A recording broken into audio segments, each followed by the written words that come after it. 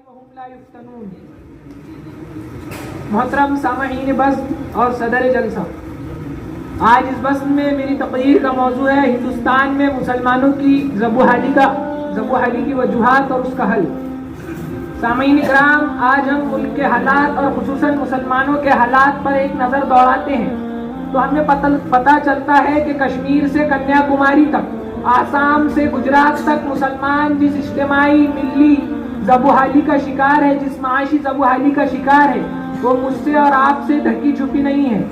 لیکن تھوڑی دیر کے لیے سامعین ذہن کو فارغ کیجیے اور سوچئے کہ یہ حالات کیوں کر پیدا ہوئے، اس کے اسباب کیا ہیں، اس کا ذمہ دار کون ہے، اس کی وجوہات کیا ہے۔ جب ہم تھوڑی دیر کے لیے سوچتے ہیں تو ہمیں پتہ چلتا ہے کہ اس کی سب سے بڑی وجہ ہم خود ہیں، ہماری اسلامی تعلیمات سے دوری ہے، ہم اسلامی اور قرآنی تعلیمات سے بہت دور ہیں، ہم نبوی تعلیمات سے کوسوں دور ہیں۔ ہم زمانے بھر کے مسائل کا شکار اسی وجہ سے ہوئے ہیں کہ ہم نے قرآن کو چھوڑ دیا ہے۔ ہم تمام زمانے کے مسائل کا حل اسی دنیا میں ڈھونڈتے ہیں، جبکہ ہم جانتے ہیں کہ دنیا کے مسائل کا حل اس آفاقی کتاب یعنی قرآن میں موجود ہے۔ ہم قرآن سے دور ہوئے تو ہم زمانے کی پستیوں میں جا گرے، عمیق گہرائیوں میں جا گرے۔ سامعین اکرام، سرور دو عالم صلی اللہ علیہ وسلم کے طریقے یعنی سنت سے ہمارا تعلق محض کھانے اور پینے کی حد تک ہے۔ ہمارا امت کا اکثر حصہ سود کی لعنت میں ملوث ہے، نہ جانے کن کن برائیوں میں ملوث ہے۔ سامعین اکرام، جب ہم قرآنی تعلیمات سے دور ہوئے تو دنیاوی تعلیم میں بھی ہم پیچھے رہ گئے۔ ہماری ذبح کی دوسری وجہ دنیاوی تعلیم سے پچھڑا پن ہے۔ امت کا اکثر حصہ بلکہ طلباء کا 60 سے 70% حصہ 10ویں یا 12ویں کے بعد اسکولوں اور کالجوں سے ڈراپ آؤٹ کر جاتا ہے۔ وہ تعلیم کو محض ایک رسم اور فارمیلٹی کے طور پر حاصل کر رہے ہیں۔ یہی وجہ ہے کہ ہم معاشی بدحالی کا شکار ہیں۔ امت کا محض 5% حصہ اعلیٰ تعلیم حاصل کر پاتا ہے، اور یہ 5% حصہ ان اسکولوں میں جاتا ہے جو یہودیت اور عیسائیت والے نظام پہ چلتی ہے، جو ہندوانہ رسموں پہ چلتی ہے، جہاں اسکول میں جاتے ہی سوریہ نمسکار اور وندے ماترم سکھایا جاتا ہے، جہاں جیزس کو گاڈ بتایا جاتا ہے، جہاں میری یعنی مریم علیہ السلام کو گاڈ بتایا جاتا ہے۔ بتائیے 3 سال سے لے کر 12 سال تک جب بچہ یہی سیکھتا ہے تو کیا وہ ارتداد کی راہ پر نہیں چلے گا؟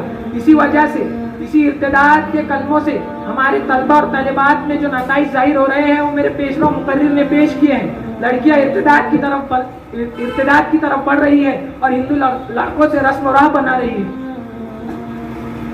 سامعین کرام، ان دونوں مسائل کا حل یہ ہے کہ ہم ایک ایسے منظم تعلیمی نظام کا قیام کریں جو لڑکوں اور لڑکیوں کے لیے یکساں طور پر مفید ہو، جو زمانے کے اسلوب پر قائم ہو، جس میں عصر حاضر کے اسلوب پر قرآن کو منطبق کیا جائے۔ دنیا کے تمام مسائل کا حل اس تعلیمی نظام میں موجود ہو۔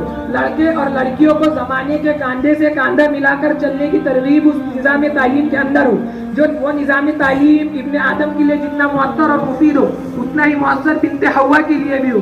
سامعین اکرام، جب ہم تعلیمی بدحالی کا شکار ہوئے، ہم نے دینی اور دنیاوی تعلیم کو 2 الگ الگ کنارے سمجھ رکھا ہے۔ اسی وجہ سے ہم نہ ہی دینی تعلیم میں صحیح طور پر کمال حاصل کر پاتے اور نہ ہی علوم دینیا میں ہمیں کوئی عروج حاصل ہوتا ہے۔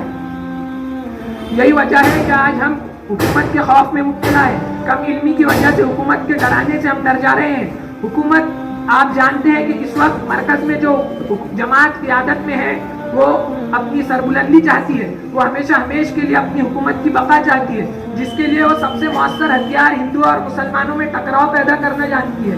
وہ چاہتی ہے کہ مسلمانوں کو خوفزدہ کیا جائے NRC کے ذریعے، وہ چاہتے ہیں کہ مسلمانوں کو خوفزدہ کیا جائے CAA کے ذریعے، وہ چاہتے ہیں مسلمانوں کو موب لنچنگ اور اسلامی امور پر پابندی کے ذریعے خوفزدہ کیا جائے۔ لیکن سامعین یاد رکھیے، جو ڈرانے نکلتا ہے اس سے دنیا ڈرتی ہے، لیکن جو ڈرتا ہے اسے دنیا ڈراتی ہے۔ ہمیں حکومت کا بے خوف ہو کر مقابلہ کرنا ہے، ان کی آنکھ سے آنکھ ملا کر مقابلہ کرنا ہے۔ حکومت سے مقابلہ کرنے کا سب سے مؤثر ذریعہ اس وقت میری نظر میں جو ہے وہ ایک سیاسی محاذ کا قیام ہے، ایک منظم سیاسی محاذ کا قیام کیا جائے جو مسلمانوں کے 5-10 دردمندان کو پارلیمنٹ میں بھیجے اور وہاں پر مسلمانوں کے تمام مسائل کا احاطہ کرائے۔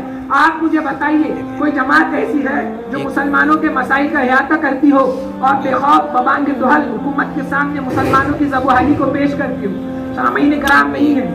بتانے کے لیے وجوہات اور حل بتانے کے لیے کئی موقع ہیں، کئی باتیں ہیں، کئی پوائنٹس ہیں، لیکن سامعین وقت اس بات کی اجازت نہیں دیتا کہ ہم تمام مسائل کو تفصیلی طور پر آپ کے سامنے پیش کریں، اس لیے میں یہیں پر اپنی تقریر کو ختم کرتا ہوں۔ وآخر دعوانا الحمد للہ رب العالمین۔